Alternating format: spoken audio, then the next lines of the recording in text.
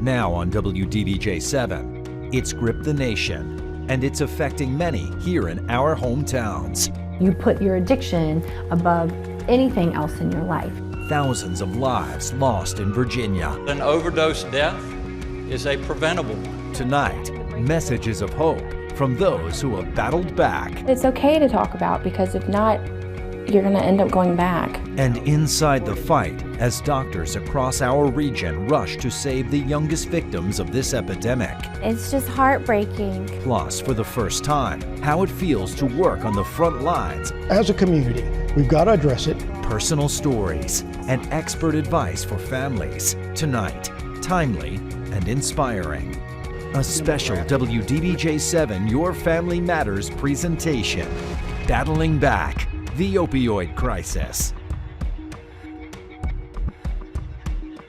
Thank you for joining us for this special presentation. I'm Jean Jadhun. And I'm Kimberly McBroom. The opioid crisis has touched every hometown in America, but we're coming to you from Allegheny County, where a view from above shows a picturesque downtown area not unlike many of our hometowns. And it's here where the epidemic reached a juxtaposition that pitted sheriff against son. Over the next hour, you will hear from the families impacted by substance use and from the responders on the front lines. And we're starting with one that played out here in these buildings behind us. Sheriff Kevin Hall works to keep his community safe day in and day out. And while working in law enforcement is tough, not many things can be more difficult than having your own son arrested. WDBJ-7's Leanna Scacchetti with that story.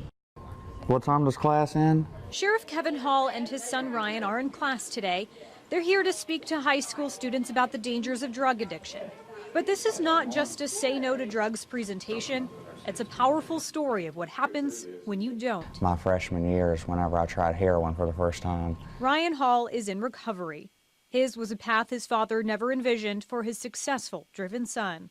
Ryan seemed to have everything going for him. He was fun-loving. He was very popular, prom king, and just the all-American kid. That changed when Ryan broke his leg twice. I was on painkillers for probably about 8 weeks. Opioids, a powerful, addictive drug, and depression made for a combination Ryan soon couldn't control that made its way to heroin. There was worries every time I would get a phone call at night, not just something going on here in my mind. It was going to be that I was going to be getting a phone call that, my son was dead. It made life challenging for the head of law enforcement, especially when Ryan got in trouble with the law. I sent 2 guys from the drug task force and asked them if they would go and find him and see if he was on heroin. If he did, and I wanted to save his life. Ryan tells students today about his time rotating between jail and rehab, overdosing, and missing the first year of his daughter's life. But finally, a breakthrough. What is it you feel when you walk through the doors here? Acceptance. Yeah. The non-judgmental church. What was it about that just did it for you? Knowing that whenever you do that you have a new start at life.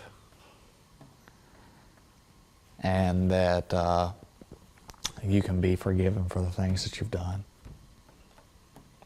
Ryan is now maintaining sobriety with the help of his faith, his focus, and his father, who never gave up on him. We've been able to spend a lot more time together. We've been able to look each other in the eye and been able to love each other again.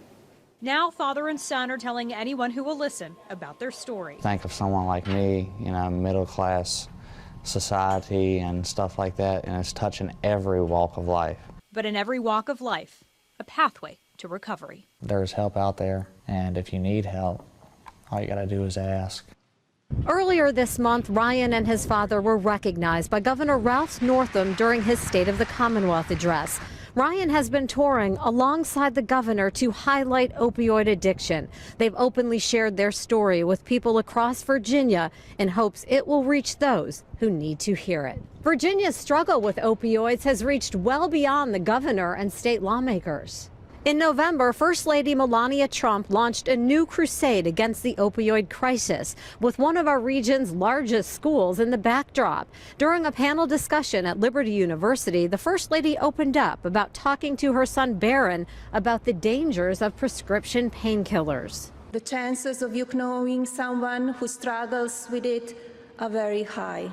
I'm here to remind you that some of those decisions thought they may seem minor at the time could negatively impact you for the rest of your lives. Together with all of you, I know we can make a real difference and save lives.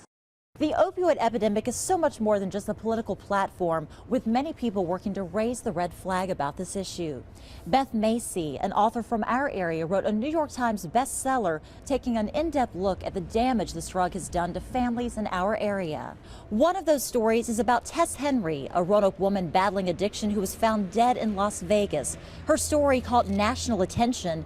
She'd been trying to get back home to her family, but was killed before she got a chance to get help. Her killer has not been caught. And as WDBJ7's Josh Birch reports, her family continues searching for answers. My daughter Tess, my beautiful daughter Tess, what a beautiful young woman she was. If you sit down and talk with Patricia Merriman. One of our favorite things was to write little notes to each other like, Tessie, have a good day, I love you, love mom, and she would do the same to me. It won't take you long to see how much she loved her daughter Tess. Tess was smart, came from a loving family, and had a very bright future. But not even those things could keep her from the powerful grips of addiction. She, like thousands of others, was recovering from an addiction to opioids. They are not people who are making choices out of moral failings. These are people who are struggling with a disease, and they need to be treated with love and sensitivity. It would take Merriman several years to see the problem. Tess's substance use disorder, like so many others, started with a simple prescription. A family physician prescribed cough syrup with codeine. Out of that came more cough syrup, more prescriptions, and a stronger addiction, eventually leading to harder drugs. They're not seeking the next high, they're trying not to become dope sick. Tess's story has become all too common across the country. It also got the attention of Beth Macy during the long, hard months she spent writing her book, Dope Sick. Once she became addicted to these drugs that she had initially been prescribed, she was just sort of cast out. Macy began documenting Tess's struggles, celebrating the triumphs, but also reporting on the hard times, the times Tess relapsed, and eventually Tess's death. I was in my living room when I got the call, and it was Tess's dad, and he asked me what were her tattoos. Tess was in a drug rehab center out in Las Vegas. She was trying to get better. She wanted to get better for her family and her son. But on a December night in 2017, she was murdered, a crime that is yet to be solved. Now they each have their little pieces of Tess. Out of Tragedy has now become a united mission for both Macy and Merriman. Use Tess's story to change the culture around substance use disorders and save thousands of lives. By all of us coming together and putting these pieces together, this is how we're going to have positive outcomes. Through Macy's book, Dope Sick, and Merriman's personal tragedy, the pair hope to shed awareness on the lack of resources and rehab facilities, not only in the Roanoke area, but the entire country. We're basically leaving it to volunteers to deal with the worst epidemic in the history of the nation. Their hope is by educating people, real progress can be made, not just in memory of Tess, but for the millions struggling with an addiction right now, to save lives, to make a real difference, and to help end the opioid epidemic. We need safe havens for these people who are trying to change their lives. We need safe places for them to go. Josh Birch, WDBJ7. Mervin encourages anyone watching who wants to get involved to do so. She says anyone can donate their time, effort, and money to hopefully creating a fully functioning treatment facility in the Roanoke Valley. We now want to introduce you to a woman who struggled for years with heroin addiction. What do you expect her to look like? Where did she grow up? The answers may surprise you. Her story and how the face of addiction is now the face of hope. I was all into sports. I played basketball and softball, so my dream was to play basketball in college. In 2007, Kimberly Hunt had just graduated from Cave Spring High School. Just happy that I graduated. I was happy that I was going to play basketball. She had her whole life ahead of her, but one night was about to change everything. And I just was around the wrong crowd. I was at a apartment complex at a party, and it was strictly like heroin. I mean, there was barely any drinking there, There was no pot. It was just strictly this drug. Kimberly decided to try it. At first, I didn't know how to get IV use, so people are around, they did it for me. The thing about it now, it's just like, I guess everybody thought it was cool. I don't know. So how did it make you feel? Do you remember that first feeling? Just not having to think about, I guess, life at that time. What I've heard, and you can answer this from your experience, that all it takes is one time trying heroin to become hooked. Was that the case for you? Absolutely. Kimberly was hooked. The young woman from the suburbs was in trouble and hiding it from pretty much everyone. We all were doing some things that you wouldn't expect us doing at that time, and it was really hush-hush. Her focus turned from her future to figuring out how to get her next fix. You know, I didn't feel good at all, just trying to figure out how I was going to support my habit. It was more of just trying to make sure I was well to get up in the morning and go throughout my day and put on a fake smile and face in front of everybody. Kimberly continued using not just heroin, but methamphetamine and bath salts. And she saw the darkest side of drug use. Did you ever lose anyone you knew, friends, to an overdose? Yes. Plenty. I can at least not name, but count like almost 10 people on my hand. 10? Kimberly? All young people? Yeah, people that were my age and younger. It's tough, but I pushed through it over the years, you know.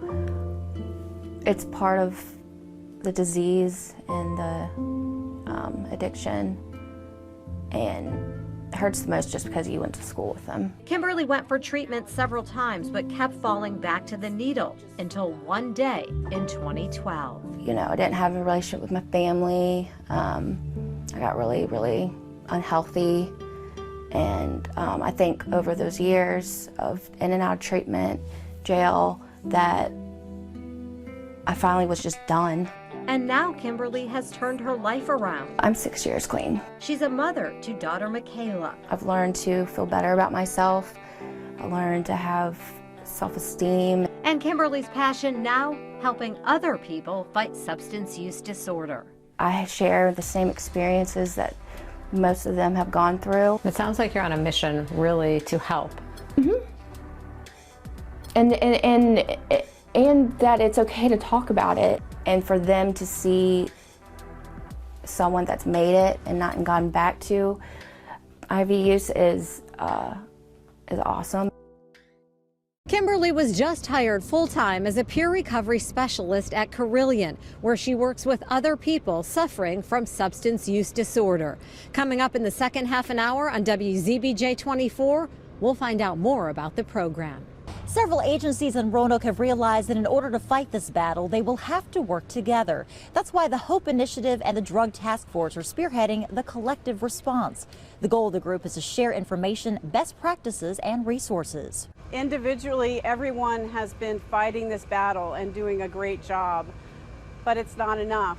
We need to share what we're good at, and we need to share some of our most valued resources like funding and money. The group meets once a month. They say by working together, they'll have an easier time asking for and receiving money to fight the epidemic. There's still much more to come up in this half an hour. We go inside the NICU, where doctors are treating the tiniest victims of the opioid crisis.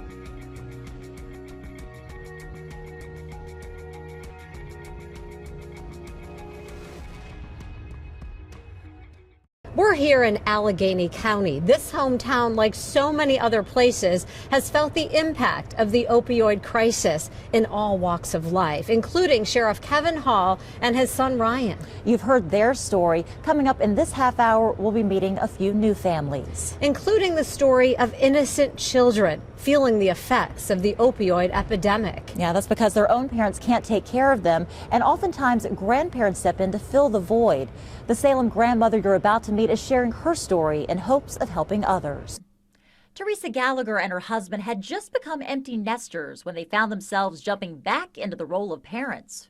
So my husband and I, when we first got Kimber, we were getting ready to celebrate our 30th anniversary. Gallagher's granddaughter Kimber was just 11 months old when they welcomed her into their home. That was 5 years ago. She is now 6, so just started kindergarten, and I'm going back through, the school homework, reading every night and homework stuff. Kimber hasn't asked many questions about why she's living with her grandparents, or why her stepsister was adopted, or why her 2 younger siblings are in a foster home. But sometimes she misses the faces in the photos. She will every now and then look at her picture and say, I miss my mom or I miss my dad. But what do you say when she says that? I just say, yep, I said it.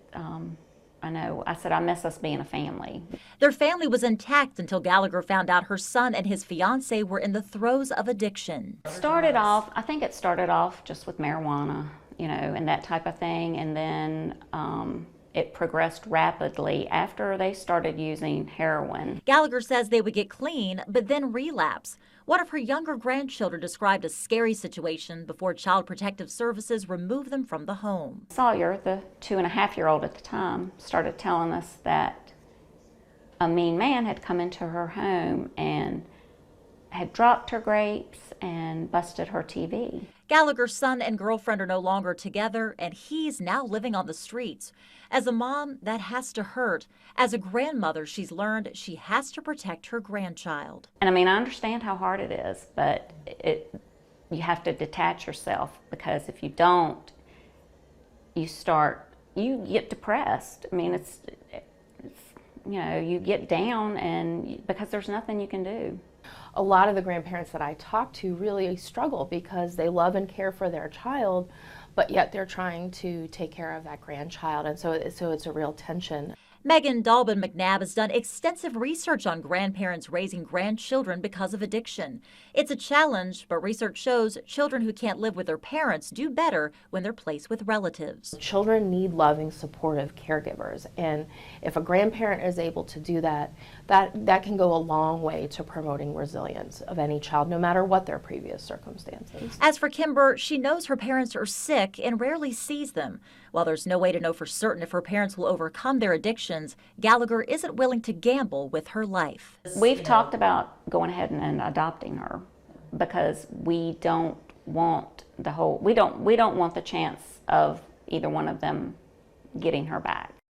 Gallagher says she and her husband simply couldn't take in all 4 children involved here. As we mentioned, one of them has been adopted. The 2 younger ones are now living in the same foster home. But she says there are plenty of resources available for grandparents in her same situation. She credits Families Anonymous for giving her the support that she needs. Finding the right words to explain to a child why they're not with their parents is tough. Emily DiCarlo of Family Services of Roanoke Valley says there is no one-size-fits-all for every family. She stresses that the child's age should dictate what you say to them, but always be honest with them. We want them to know that addiction is a disease. So your mom or dad is sick and they're going maybe away to get better, or they need some help getting better, and so they're taking a break for a while.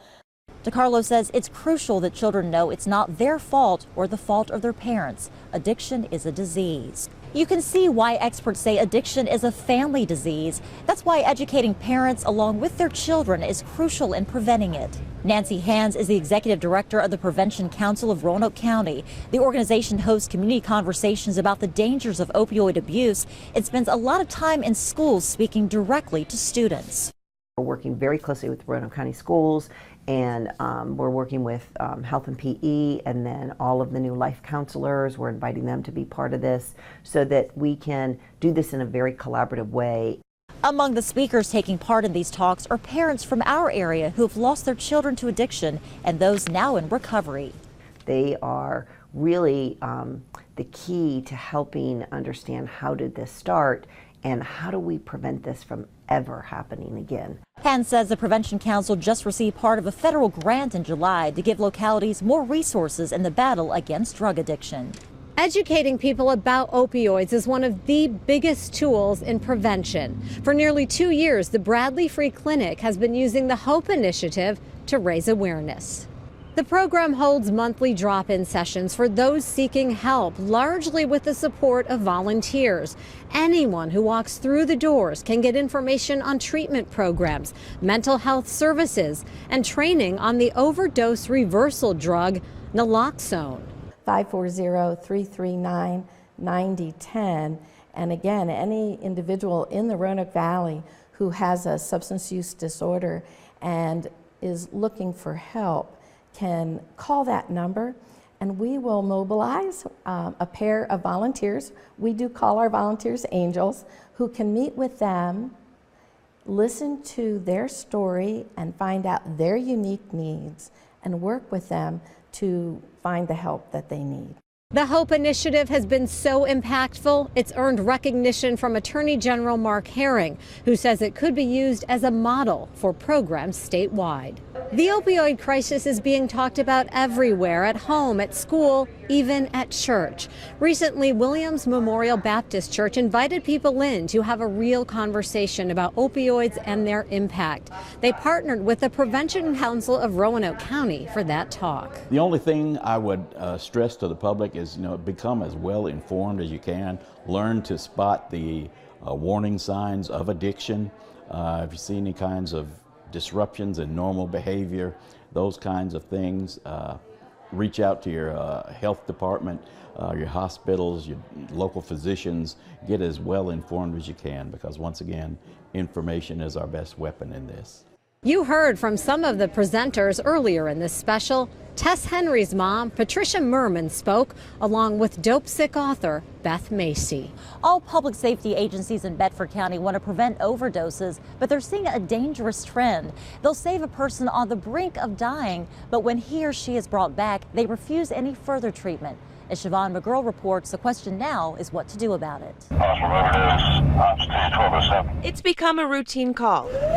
Paramedic Eric Fenning has seen his fair share of overdoses. Probably one a week. But lately, more people are turning him away after experiencing an overdose. It makes me feel like I'm not doing my job correctly. When EMTs respond to an opiate-related overdose, they administer this life-saving drug known as Narcan. It revives the person and can make them feel fine, but is usually a temporary fix. Then later on, the narcotic effect comes back on and they potentially become unconscious and suffer that respiratory arrest or that respiratory depression. That's why it's so concerning to the department that of the 89 overdose calls this year, 16 people have refused a trip to the hospital, leaving the chief and deputy chief fearing the worst. You could go back into cardiac arrest when we leave. The EMTs can't force the person to go to the hospital. Because as an individual that's conscious, alert, and oriented, even though you're doing something that's very detrimental, you to some have a right to do that. As life-saving drugs become increasingly popular, found in homes and administered by family members,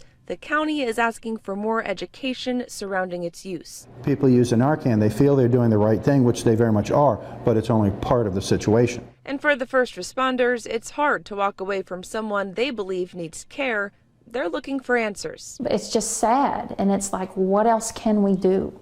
I had the chance to sit down with those on the front lines. They're the ones who see the effects up close. More now with my conversation with them. What happens physically when someone overdoses and they're coming in? For someone who, isn't a physician, Sure. They stop breathing, a heart attack. What happens physically during an overdose? The biggest issue in terms of the simplest way to think about it is that opioids are central nervous system depressants, so they reduce your level of awareness, and part of that is also your brain's ability to do things that it automatically does, like have us breathe and have our heart beat. But particularly having us breathe is something that our brain automatically does. We don't think about it, it just automatically happens. So when you have an opioid overdose, that amount of opioid overwhelms the brain's receptors with a degree of sedation and separation such that the person will stop breathing. And that's usually the most life-threatening immediate issue is they've stopped breathing. When EMS crews arrive, they can administer Narcan and the person essentially wakes up.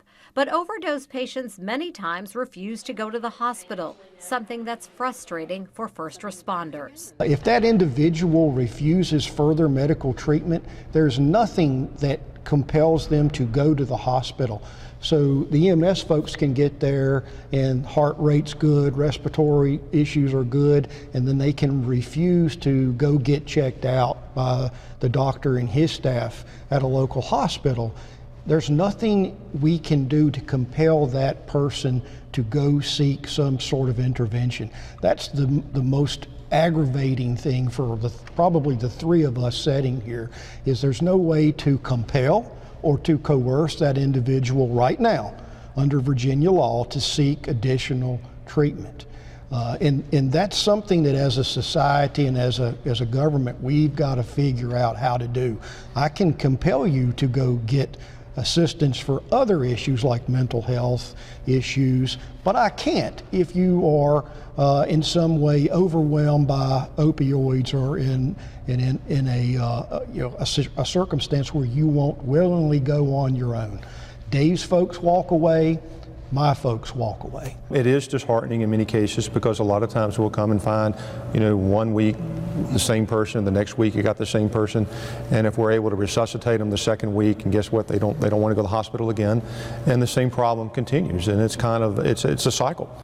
The number of overdose calls can vary in the city of Roanoke from month to month. Now that Narcan is available to anyone, Chief Hoback says it's harder to track just how many overdoses there are. We had cycles where we were running 60, 70 overdoses in 1 month and as few as 7. So it does come in cycles. But we also don't know whether our reduction of Narcan administration is also attributed to the fact that Narcan is now available in the community. So are people out there overdosing and then a layperson administering Narcan, getting them back out of their overdose status or state, and then they're okay? So those are stuff you just can't track. These drugs are so addictive. I've heard if you have one hit of heroin, that's it. You can become addicted. The pain pills, we hear all about the pain pills. How can you speak to that? Doctor, maybe you can address that. Some people would argue, I need these pain pills because I have a chronic condition. So how do you help so people don't become addicted, but yet help people who may need pain meds? First of all, part of the awareness there is the addiction with opioids is an incredibly strong addiction, and when we think about other addictions, tobacco, alcohol, even characterized against those or other frames of references, this is in a class all its own. The opioid crisis has come full circle here in Allegheny County. And while there's no perfect solution, there are steps being taken to erase the stigma. The county recently installed this permanent medication drop box in the sheriff's office lobby. They want people to have a safe place to dispose of unused medication without fear of it falling into the wrong hands. Sometimes people are prescribed medications after surgery and they may not use it all, especially painkillers and things like that. And so instead of them just hanging on to it and thinking, well, maybe I'll keep it around, they need to get rid of it so that other members of their family or other people in the community don't get a hold of it.